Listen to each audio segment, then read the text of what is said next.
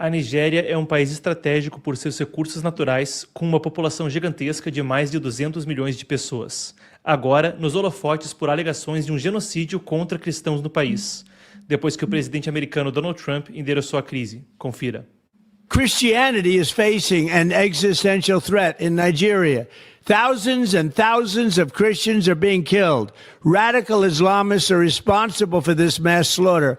I am hereby making Nigeria a country of particular concern. We stand ready, willing, and able to save our great Christian population around the world. This is not going to happen. The killing of Christians is not going to happen. Em uma publicação anterior a isso, nas suas redes sociais, Trump chegou a ameaçar ação militar na Nigéria. Ele disse, antes desse vídeo, então, num posicionamento online, que os Estados Unidos poderiam entrar com as armas jorrando, guns a-blazing. O Epoch Times antes também teve experiência com o assunto, tá? Um repórter da edição americana do Epoch Times, o Luca Biniat, chegou a ser preso por meses na Nigéria por noticiar sobre massacres alvejando cristãos. Isso foi entre 2021 e 2022. Eu sou Marcos Chotkas, editor, e hoje vamos a fundo sobre o assunto com uma fonte primária. Eu conversei com Mike Arnold. Mike é missionário, passando pela Nigéria por períodos estendidos mais de 10 vezes desde 2010, visitando comunidades cristãs por ali, colhendo testemunhos e documentando as linhas de frente da violência no país. Ele já chegou a ser ameaçado por autoridades da Nigéria depois das suas denúncias viralizarem nas redes sociais recentemente, que é parte até do que inspirou a atenção de parlamentares americanos e do presidente dos Estados Unidos para o assunto. A entrevista foi conduzida na sexta-feira. Esse programa está sendo transmitido a posteriori, de forma excepcional. A nossa programação ao vivo, de fato, retorna a partir da próxima segunda-feira. Enquanto isso, nos próximos dias, teremos mais entrevistas e conteúdo especial no canal. Sem mais delongas, então, confira minha conversa com Mike Arnold.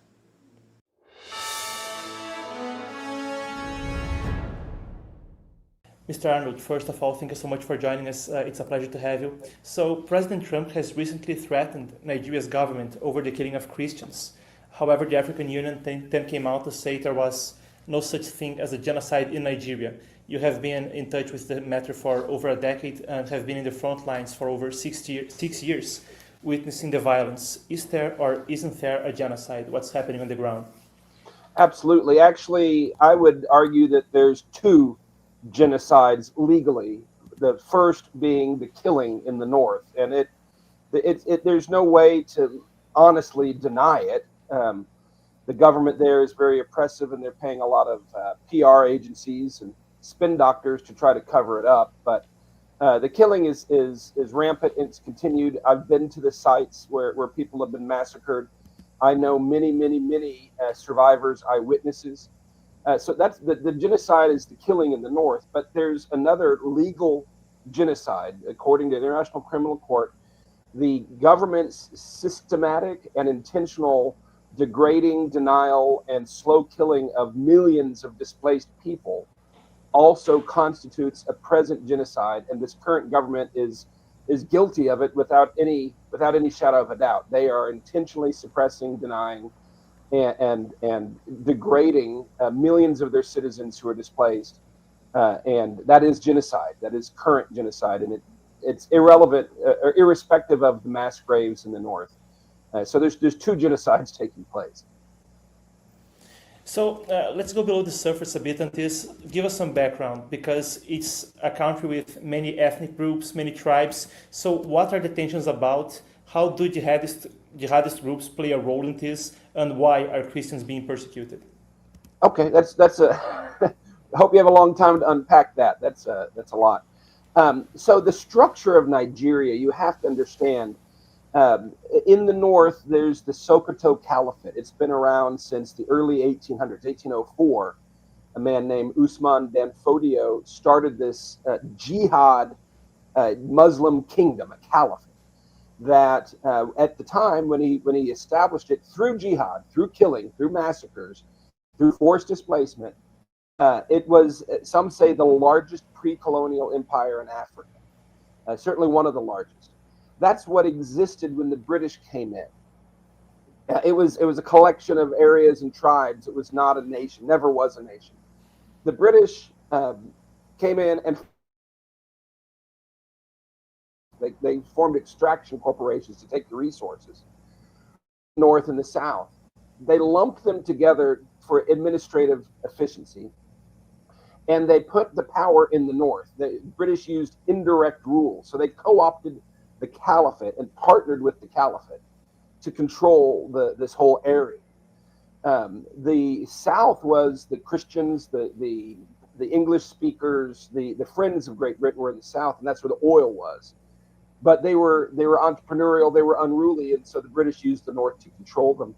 When the British left Nigeria, they lumped these two incompatible regions together as one country, and they did it on purpose to keep it as in failure, to keep it in decline. It would always be fighting with each other, and that's how they maintained control of colonies and areas when they left. They did this after World War I in the Middle East.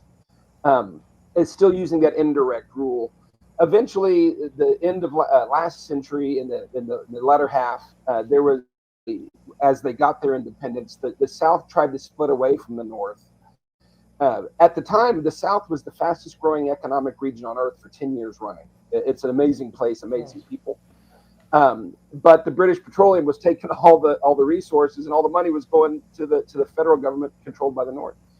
The British left with a choice: do we back the jihad Muslim caliphate in the North, or do we back the Christian, English-speaking, friendly South? They chose the North. And the British did a naval blockade and stopped any aid from getting in there. And more than 2 million people starved to death, mostly children. And that was done intentionally by the British, and they called it a tactic. So maybe they would surrender sooner.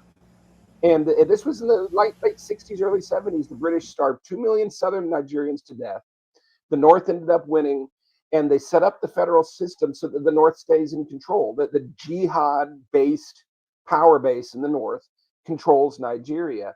Their villa, that's the presidential compound, their White House, was built during this era with 2 mosques and no chapel, no Christian chapel. So that's the mindset there. Keep the South divided, keep it down, and keep the North in power. And the North power, they see the jihadis, they see the caliphate, they see the killers as a power base, as a voting bloc, as donors and supporters and partners. There's no distinction between the government and the jihadis. Really, it's just a political face that they put on. But it is a totalitarian government that is in collaboration with the jihad. So it's a rough situation. Just so we understand how many people are we talking about, what's the size of the Christian minority? What's the proportion in the region of Nigeria? Nigeria has a little over 200 million people. It is the largest black nation on Earth. It is the 6th largest nation on Earth. It is one of the top 5 oil-producing nations on Earth. And it is said to have about $1 trillion in mineral reserves. It has gold, it has lithium, it has tin, rare earth elements, gemstones in abundance. It's also very fertile in so many areas. It's an amazing, abundant country that has a lot of natural resources. The population today is about 50-50 Muslim and Christian, and it's primarily divided north and south. Now, there's a middle belt where it mixes. But again, the South has the entrepreneurial spirit. When you see these villages that the Muslims, the jihadis take over, they're just left in ruins. They don't build anything. They just destroy, and then they just extract. The Chinese are buying black market minerals from the North to fund the jihad. It's about $9 to $10 billion a year that's going to the black market, to China, to fund all this jihad. But it's about 50-50 Muslim Christian, but it's engineered for the Muslim North to remain in power.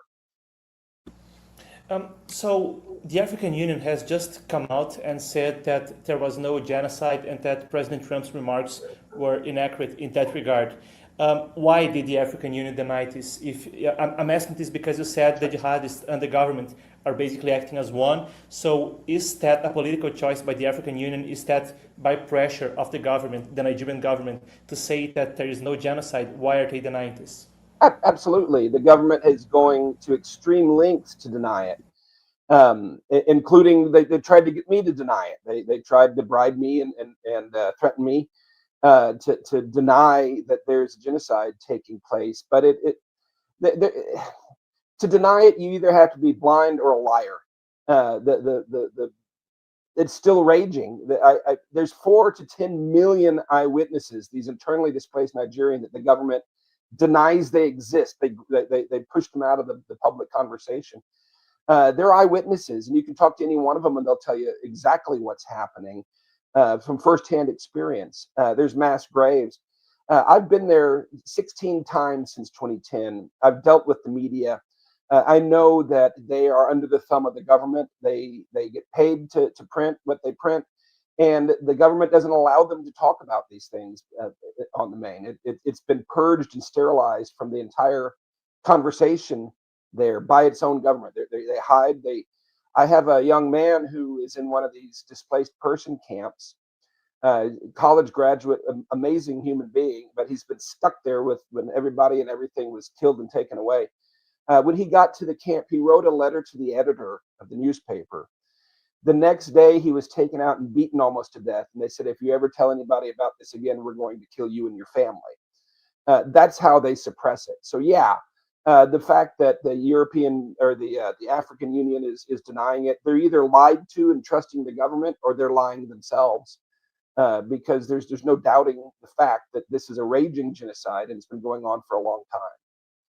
So even you, as an American citizen, has been threatened to stop this from coming out into the media. How have you personally been affected? Have they tried to bribe you somehow or pressure you into not saying what specifically happened on your end? So it's an interesting story. I have been working, and a lot of people have been working for a very long time to raise awareness about this issue. I've been working nonstop since 2019, since I discovered a displaced persons camp in the middle of their capital city, a horrific place. So a lot of people have been working real hard to raise awareness. About a month ago, I got a call. About 6 weeks ago, Bill Maher and Ted Cruz and a number of people started talking about this. It became a big issue. People were talking about it in the United States. The Cruz was proposing this country of particular concern, and the Nigerian government was in a panic.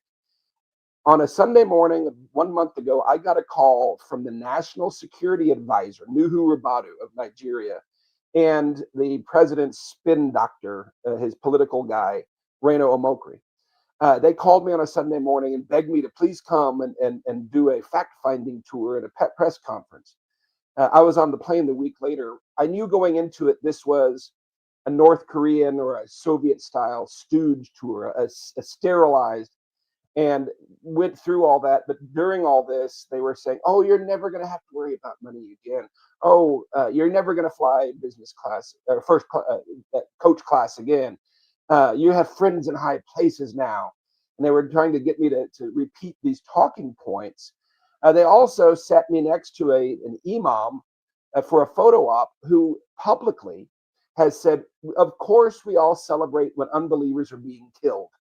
This northern imam, they put me in a room with him and told me, oh, by the way, he's the #1 hacker in all of Nigeria. He was their former minister of communications. Yeah, so I made it. So went through this phony stooge tour, smiling and smiling, got to the press conference with all the assembled media, and I didn't lie. I told the truth. I indicted them for genocide. And it immediately went viral, over 5 billion impressions now globally. And in 72 hours, the script flipped from 80% genocide denial to 70% affirmation globally. People say that's what prompted Trump to take action. Since then, the Sultan of Sokoto, the leader of this caliphate, 108 million Muslims, that it was founded on jihad, that covers and protects the jihad, that ISIS and Al Qaeda, all that are now in this caliphate, and they have global ambitions. The Sultan has name checked me in the media. I've been told by the highest levels, and you can see online a lot of the comments. You better watch your back. I mean, things like that. They have. I run charity schools in these camps, and they've doxed them and threatened them. They've threatened our staff. And I'm having to harden my security here in Texas based on the highest level advice in the government here, saying, yeah, you're threatened. There's probably a fatwa against me. So yeah, they've tried to bribe me, and I've been threatened.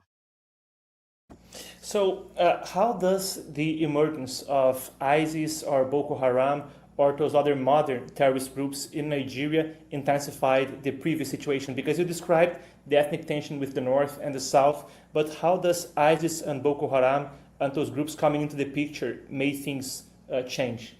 So yeah, there's always been a jihad. The northern caliphate, the kingdom, and they have states that are completely under Sharia law. It's not like it's just some, church. I mean, this is a governing body there that's recognized by the government. In fact, when John Kerry was Secretary of State after their radical president Buhari was elected, John Kerry didn't fly to the capital, Abuja. He flew to Sokoto to bow to the Sultan. So it's an influential group. The current Sultan of Sokoto is the 19th generation descendant of Usman Dan Fodio, and he took the throne in 2006. Before that, he was a brigadier general for intel for the Nigerian army, stationed in Pakistan and Afghanistan during the war. At that same time that he was stationed there as the general, American forces would capture Taliban and Al-Qaeda fighters, and there would be Nigerian fighters embedded with them. And then when the Sultan finished that post and came back to Nigeria to take his throne, that's when ISIS, Al-Qaeda came in and their tactics came in. All of a sudden, the local jihad started doing suicide bombings, IEDs, sophisticated kidnapping schemes. All that stuff that was learned and practiced in Afghanistan and Pakistan came back with the Sultan and started being deployed there. And now it is the base for, according to U.S. General Michael Langley, a few months back, the head of AFRICOM, the U.S. African Command, testified before the U.S. Congress that northern Nigeria is now the epicenter of global terrorism. The next 9/11 will come out of there if we're not careful. And they have global ambitions. So they took the local jihad, whose goal was to take over Nigeria, and now they've made it the global jihad base for taking over the world. That's their ambition. So before I want to move on into President Trump's response to this, but before I do, I was reading some of what you wrote on October, and you said you were talking about concentration camps in Nigeria. So talk us through this. What are the concentration camps, as you put them, in Nigeria? Okay, there's no census, there's no count, because the government denies they exist. I'm most familiar with the ones in the Abuja area. Abuja is the capital of Nigeria. It's a modern city. It was established in the 1970s, and now it's got over 3 million people. It's modern, geographically in the center of the nation. That territory is called the FCT, the Federal Capital Territory. It's like Washington, D.C. It's a territory. There are at least 6 camps for internally displaced people in the FCT, at least 30,000 people that we've discovered. And these they're horrific. They were told to stay there after they were driven out of their homes by massacre. Everything destroyed, everybody killed, and a few people escaped. They get down there, told to stay there, and then they're given nothing. They have no running water. They have no any kind of provision. They have sewage ditches. They have to build their own structures out of branches and feed bags and scraps. And they have sickness, they have death, they have starvation.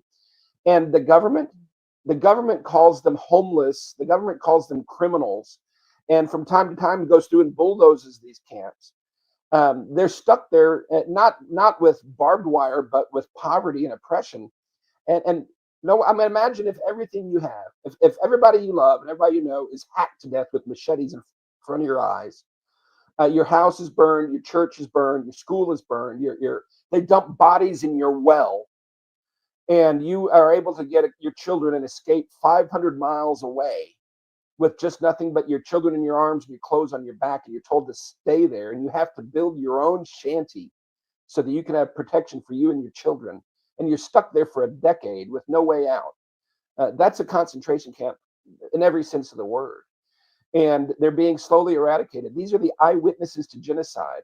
What's the real tragedy is the international community has the money and it has the mandate to take care of every refugee and internally displaced person, IDP, in the world. It's there. All the government has to do is say, here they are. and they'll be taken care of. But the government doesn't do that because they don't want people to know they exist because they're the eyewitnesses. This is genocide. By legal definition, the current administration of Nigeria, President Tinubu, can and should face charges for genocide today, not for the mass graves in the north, that will come later, but for the treatment of the internally displaced Nigerians in these concentration camps. The United Nations, I have a report from 2015 outlining these camps in the Federal Capital Territory from the UNHCR. They know they're there. Now they say they don't exist. Officially, they don't exist according to the UN. I can take you to one. They exist, but it's a massive cover-up. It goes to the highest levels. It's horrible. So now this has come center stage after President Trump has talked about it. How did his post on Truth Social change debate on this? How has it affected the situation on the ground, if it has in any way? So a number of things. First of all, the government's panicking. You have some of the known jihad leaders that have fled the country. There's a Sheikh Gummi who is known to associate with and provide PR for the actual killers, the people that go in and hack these villages to death. He has fled the country, as is Governor Nasir El-Rufai, known as the Butcher of Kaduna. I understand they both fled the country, which is pretty smart. The people they've been oppressed for very long. A lot of brave people are starting to speak up. And a lot of them are still a little scared.